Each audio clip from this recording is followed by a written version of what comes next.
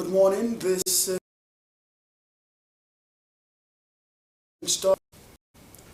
God lucky I said commitment to inclusiveness and guidance at all levels is unwavering.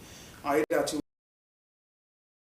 by National Council for Women's Societies reassured of his administration's readiness to promote and sustain policies and programs that impact the states and the people positively. The governor will charge women in the state to caution their word against being used by desperate politicians to disrupt the forthcoming governorship election, reaffirmed his dedication to good governance. Governor's correspondent Wahab Bankole has details.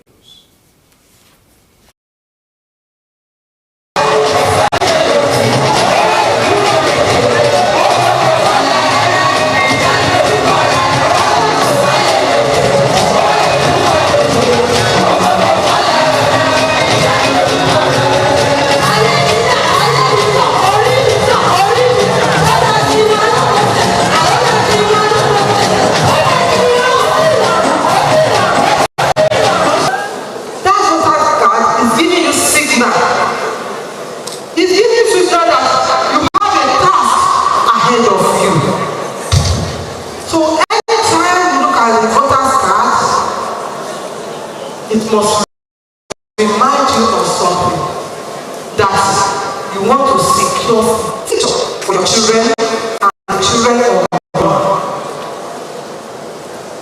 This your voter's card will help you to eradicate all forms of discrimination and violence against women. Let me tell you, when you have the voter's card, we are jobs. This event will go a long way to further encourage our women and fire their inspirations to contribute their own quota to nation building using Ondo State as a backbone.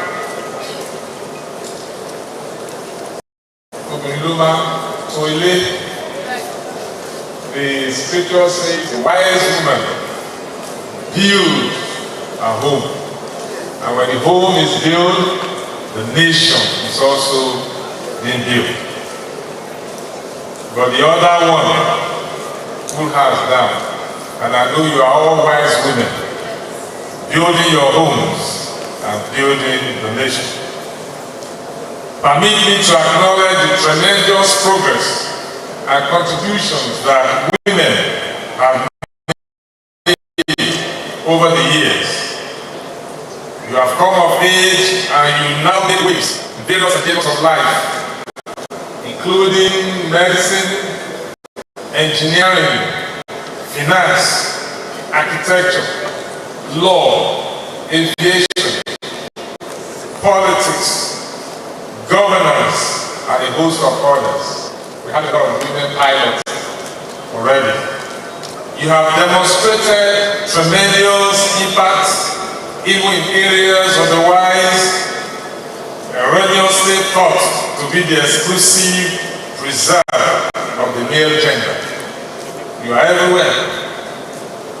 It is commendable that you are breaking new grounds, not just in Nigeria, but all across the globe. I salute your courage, resilience, and focus.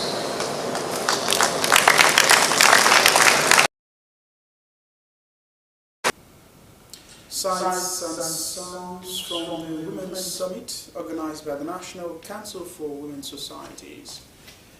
The Nigeria Center for Disease Control and Prevention has recorded 3,623 suspected cholera cases and 103 deaths across 34 states and the Federal Capital Territory as of July 15, 2024. CDC Director General Jide Idris, at a press briefing in Abuja, disclosed that the current outbreak had spread to 187 local government areas with a cumulative case fatality rate of 2.8% since the beginning of the year. Idris noted that the predominant age affected was 5 years old, while male accounts for 52% of cases and female the rest.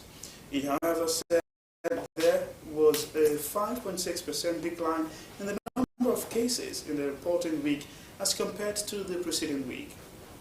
Dr. Idris added that although almost all the states in Nigeria had reported cases of cholera, there appeared to be an underreporting of the situation, as required data from the states were not coming in real time as expected, given the trend in previous years.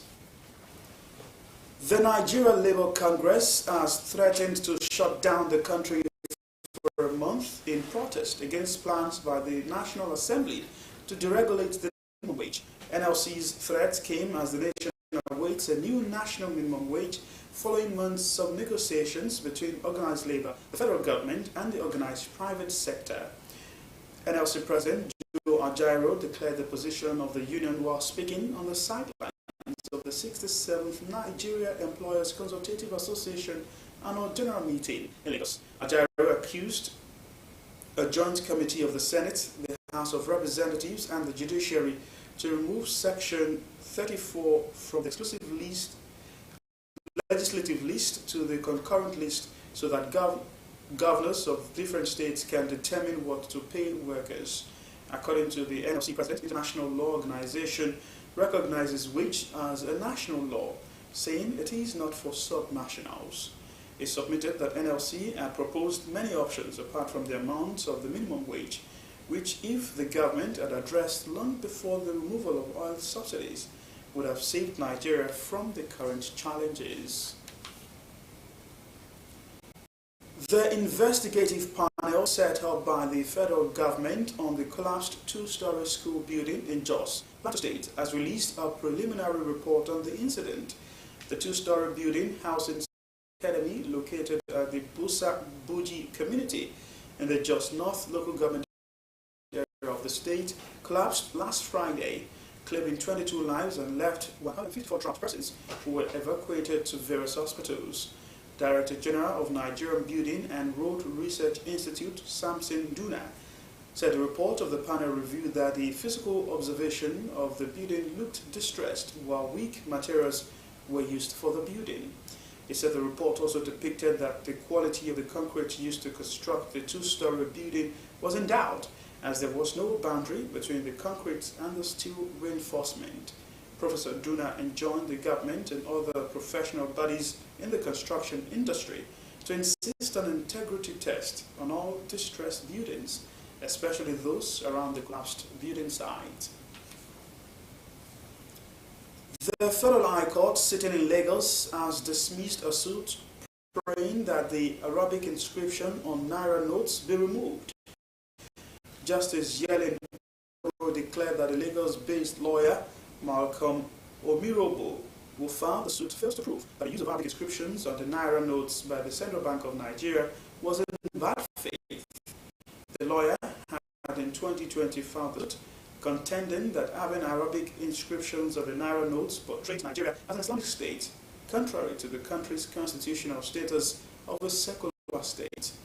Omirobo prayed the court to order the CBN to replace the Arabic inscriptions with either English language, which is Nigeria's official language, or any of the country's three main indigenous languages, Hausa, Yoruba, or Igbo. According to him, with the Arabic inscriptions on the Naira note, the CBN has been violating sections 10 and 55 of the Nigerian Constitution, which make the country a secular state. However, the CBN filed a counter-affidavit claiming that the inscription on the country's currencies do not connote any religious statements or Arabian alignment.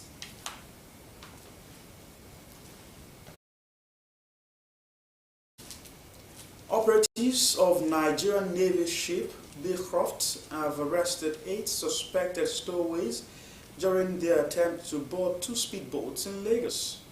Unknown to the patrol team of the Nigerian Navy ship Beecroft had sighted them during a patrol conducted last Saturday. With the latest arrest, the Nigerian Navy ship Beecroft has so far apprehended 33 stowaways between January and July. The Director of Naval Information, Commodore Iwoyo Adams Aliu, said 5 of the 8 suspects admitted they wanted to travel abroad. He stressed that the suspects and speedboats have been handed over to Nigerian Immigration Service